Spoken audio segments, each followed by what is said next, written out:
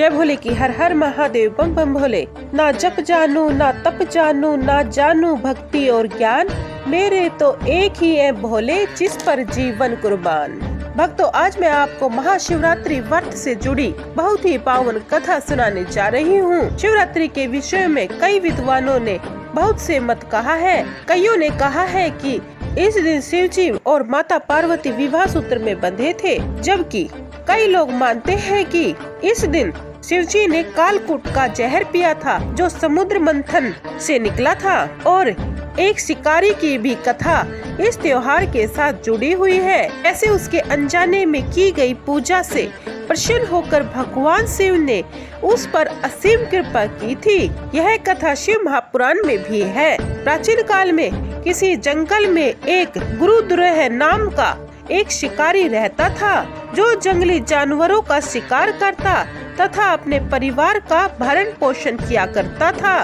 एक बार शिवरात्रि के दिन जब वह शिकार के लिए निकला, तब संयोगवश पूरे दिन खोजने के बाद भी उसे कोई शिकार न मिला। उसके बच्चों, पत्नी और माता पिता को भूखा रहना पड़ा। इस बात से वह बड़ा चिंतित हो गया। सूर्यास्त होने पर वह एक जलाशय के समीप गया और वहाँ एक घाट के किनारे एक पेड़ पर थोड़ा सा जल पीने के लिए लेकर चढ़ गया। वह जलाशय के पास इसलिए गया क्योंकि उसको पूरी उम्मीद थी कि कोई न कोई जानवर अपनी प्यास बुझाने के लिए यहाँ जरूर आएगा। वह पेड़ बेलपत्र का था। उसी पेड़ के नीचे शिवलिंग भी था जो सूखे पत्तों से ढके होने के कारण दिखाई नहीं दे रहा था। रात का पहला पहर बीतने से पहले एक हिरनी वहाँ पर पानी पीने के लिए आई। उसे देखते ही शिकारी ने अपने धनुष पर बाण साधा। ऐसा करने में उसके हाथ से कुछ पत्ते नीचे बने शिवलिंग पर गिरी और अनजाने में ही शिकारी की पहले पहर की पूजा हो गई। हिरनी ने जब पत्तों की खड़खड़ाहट सुनी तो घबराकर ऊपर की ओर देखा। शिकारी से कांपते स्वर में बोली, मुझे मत मारो। शिकारी ने कहा, वह और उसका परिवार भूखा है, इसीलिए वह उसे नहीं छोड़ सकता।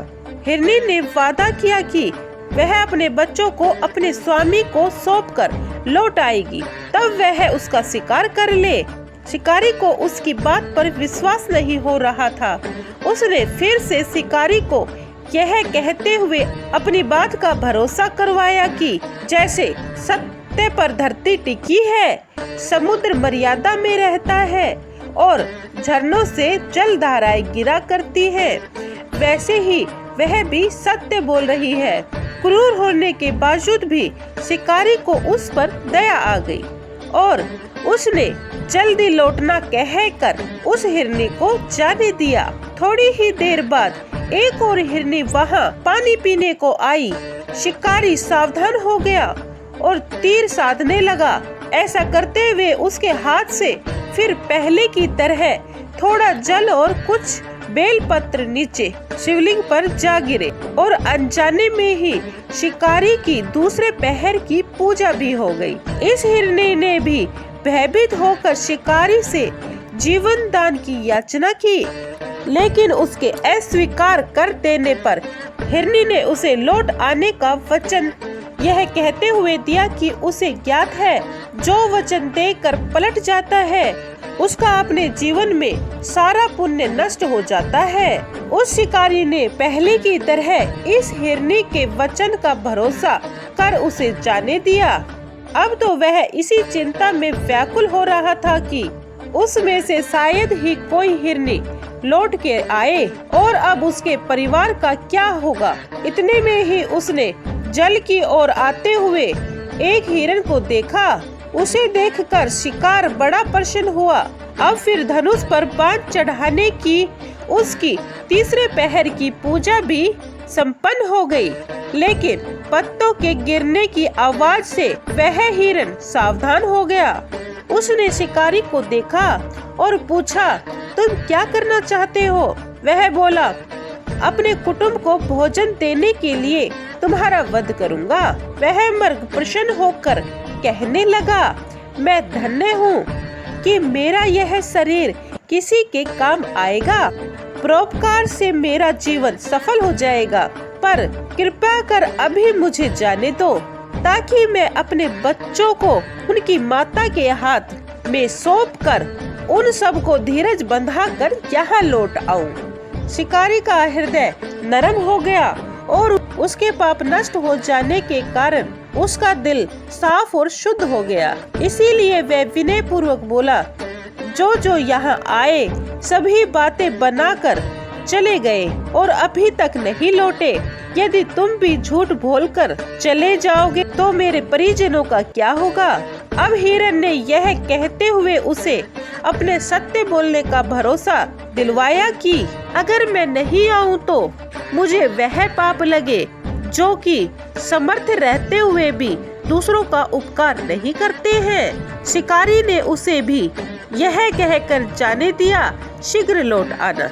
रात्रि का अंतिम पहर शुरू होते ही उस शिकारी के हर्ष की सीमा न रही, क्योंकि उसने हिरण हिरनियों को अपने बच्चों सहित एक साथ आते देख लिया था। उन्हें देखते ही उसने अपने धनुष पर बाण रखा और पहले की तरह उसकी चौथे पहर की भी पूजा संपन्न हो गई। अब उस शिकारी के शिव कृपा से सभी पाप भस्म हो गए।